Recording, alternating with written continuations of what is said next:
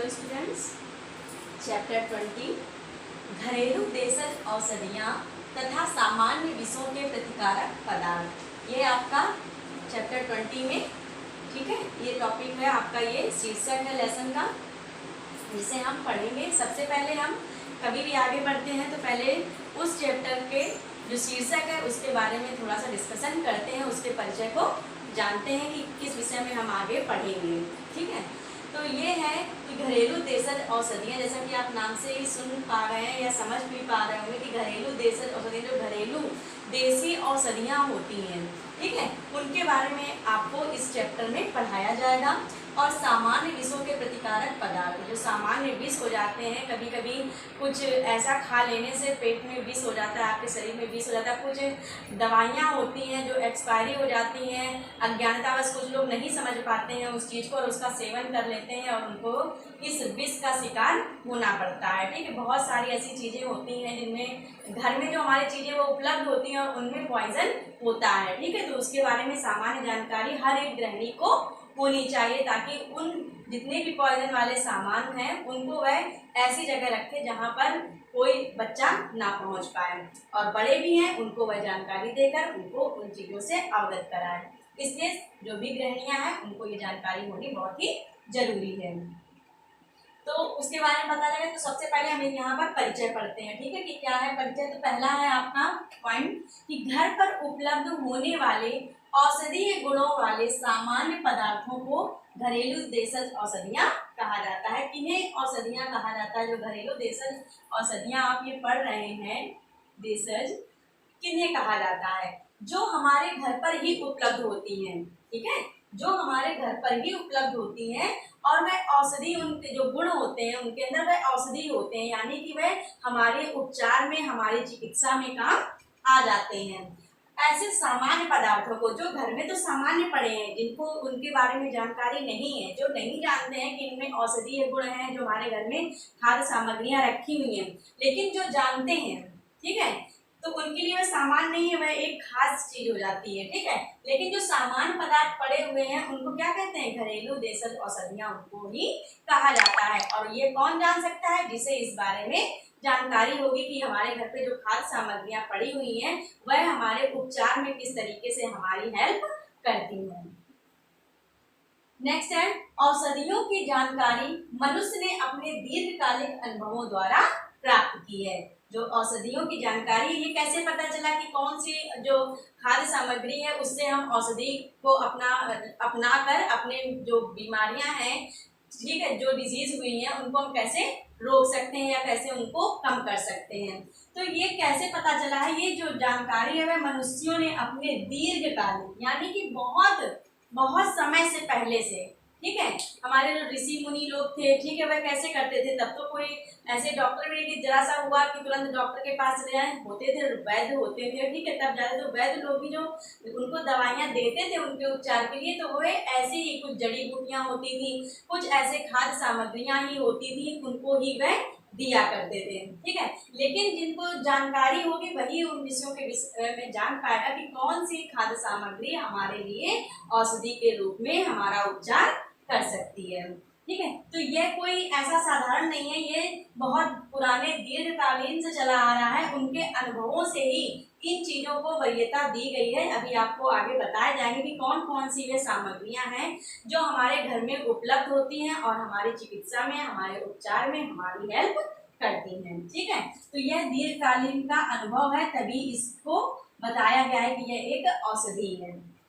Next है, यह इसी रूप में पीढ़ी दर पीढ़ी इसी रूप में हस्तांतरित रहती है। ठीक है, इसी रूप में, मतलब कि जो सामग्री है, जैसे कि एक उदाहरण के तौर पर जैसे कि अजवाइन ले लीजिए, ठीक है, अजवाइन ले लीजिए, सौंफ ले लीजिए, मेथी ले लीजिए, हल्दी ले लीजिए, इस तरीके की फिटकरी ले लीजिए, बहुत सारी भी चीजें हैं जिनको आपको बताया जाएगा जिनके बारे में।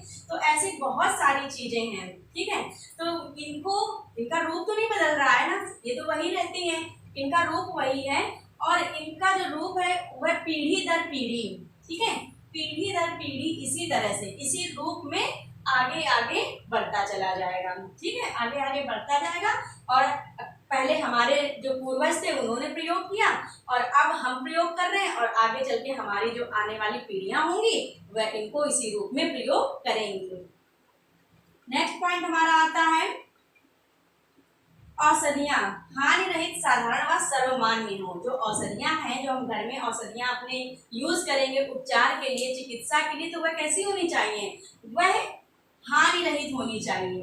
हमें ऐसी कोई भी औषधि को नहीं लेना है जो भी प्रॉब्लम है उसमें वह हानि पहुंचाए, उसको जो रोगी है उसको नुकसान पहुंचाए। साधारण भी होनी चाहिए, इतनी हाईफाई भी नहीं होनी चाहिए, उनको इतना मॉडिफाई नहीं कर देना चाहिए कि वह शरीर को नुकसान भी पहुंचाएं। साधारणतया जैसा बताया गया है उसी तरीके से अगर प्रयोग में लाया जाता है तो वह अच्छा रिजल्ट देती हैं।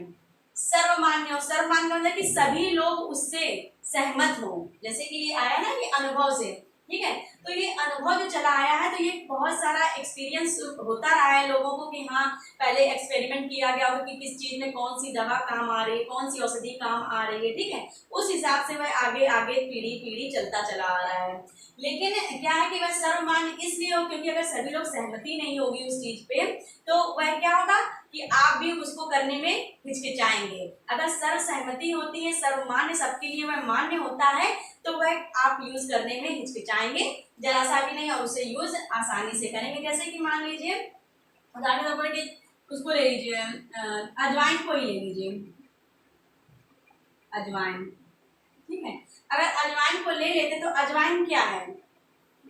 अजवाइन अगर हम लेते हैं तो अजवाइन जो है वह एक सामान्य तौर पे तो पेट दर्द का काम करती है, ठीक है, पेट दर्द में हमारे रिलीफ करती है और ये क्या है कि एक घरेलू देसी औषधि भी है।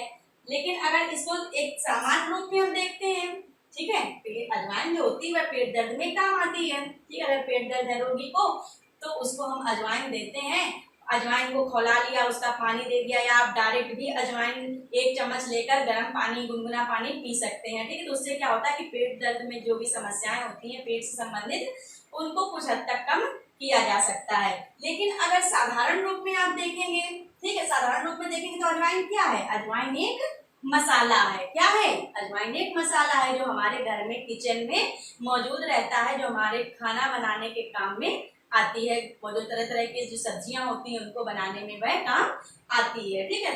इस तरीके से आप देख पा रहे हैं कि जो औषधियां हैं घरेलू वह हमारे घर में ही मौजूद होती हैं और अगर हमें उनकी जानकारी पूरी तरह से नहीं होती है तो हम उन्हें अच्छे तरीके से यूज में नहीं ला पाते हैं, ठीक है।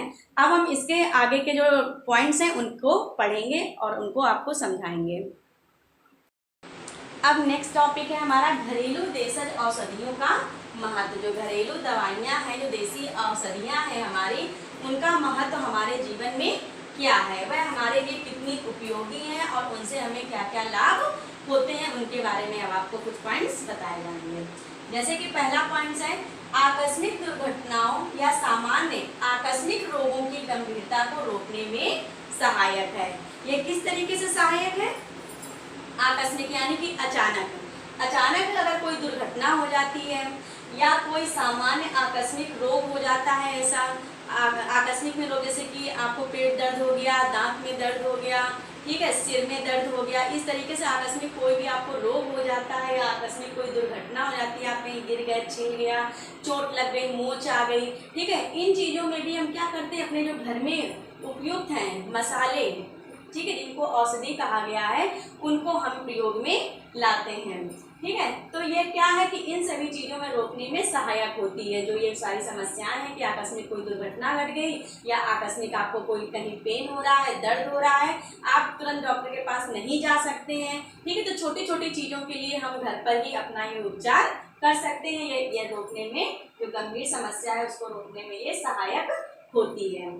सेकेंड पॉइंट है छोटी छोटी दुर्घटनाओं में हमें इनसे पर्याप्त मदद मिलती है। छोटी छोटी दुर्घटनाओं में हमें इनसे कैसे पर्याप्त मदद मिल जाती है? जैसे मैंने अभी बताया आपको इस पॉइंट में कि जैसे कि दांत में दर्द हुआ, दांत में दर्द होने पर हम क्या कर सकते हैं कि हम लौंग को अपने दांतों में दबा सकते हैं, ठीक, इससे क्या होता है कि इससे जो दांत में दर्द होता है वह कम हो जाता है, ठीक है। इसी तरीके से अगर आपको मोच आ गई है, ठीक है, मोच आ गई तो क्या कहते हैं कि दादी माँ के नुस्खे आप लोगों ने सुने होंगे, उसमें ये सारी चीजें आती हैं, कुछ छोटे छोटे पॉइंट्स आते हैं जो हमारी घरेलू देसी औषधियों के द्वारा ही होते हैं। अगर आपको चोट मोच, कहीं भी चोट आ गई है, स्वेलिंग है, बहुत दर्द हो रहा है, तो आप क्या करते हैं कि हल्दी वाला दूध पीने के लिए बोला जाता है। कहते हैं ना कि वह चोट को खींचता, जो हल्दी है वह चोट को खींचती है, दर्द को कम करती है। तो हल्दी वाला दूध भी पिलाया जाता है, इस तरीके से मदद हो सकती है।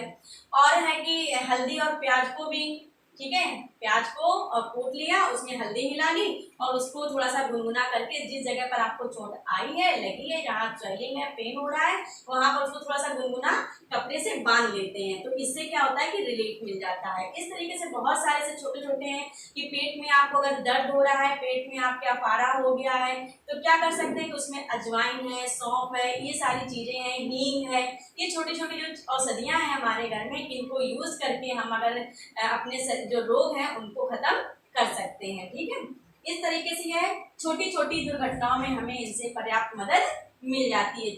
और भी है, जैसे कि अगर आपको कहीं चोट लग गई, ठीक है, आपके वहां पर ब्लड जम गया है, सूख गया है, आप शहद लगा सकते हैं उस जगह। ठीक है, शहद लगाने से क्या होता है, जो आपका जमा हुआ खून होता है उसको वह फाड़ देता है। ठीक है, फाड़ देता है और वह वहां पर रक्त संचार पर्याप्त मात्रा में होने लगता है, जो रक्त एकत्रित था वह ठीक हो जाता है। तो किस तरीके से आप देख रहे हैं कि कोई भी दुर्घटना घटती है, चोट भी लगती है या कोई छोटे मोटे रोग लग जाते हैं, उनसे हम घरेलू औषधियों से कैसे निजात पा सकते हैं।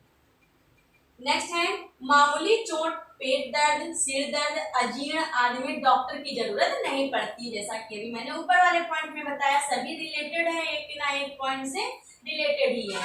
ठीक है, तो अगर छोटी मोटी जैसे कि चोट लग गई, जैसे अभी मैंने बताया कि चोट लग जाती है या पेट में दर्द हो जाता है या सर में दर्द हो जाता है, तो हमें क्या करना चाहिए। ठीक है, तो ये हमारी जो औषधियां हैं घरेलू, यह इन चीजों में सहायक होती हैं। अजीर्ण का मतलब पेट संबंधित जो विकार होते हैं उनको ही कहा जाता है अजीर्ण। ठीक है, तो इन सब चीजों में हमें क्या है कि हम खुद ये ट्रीटमेंट कर सकते हैं। मैंने बताया ना कि हम घर में ही रहकर इन चीजों का उपयोग करके अपनी बीमारियों से, अपनी जो छोटी मोटी प्रॉब्लम है उनको सॉल्व कर सकते हैं। तो हमें क्या है कि डॉक्टर की जरूरत नहीं पड़ती, इन छोटी छोटी बीमारियों के लिए हमें डॉक्टर की जरूरत नहीं पड़ती है, हम घर में ही इनका उपचार कर लेते हैं।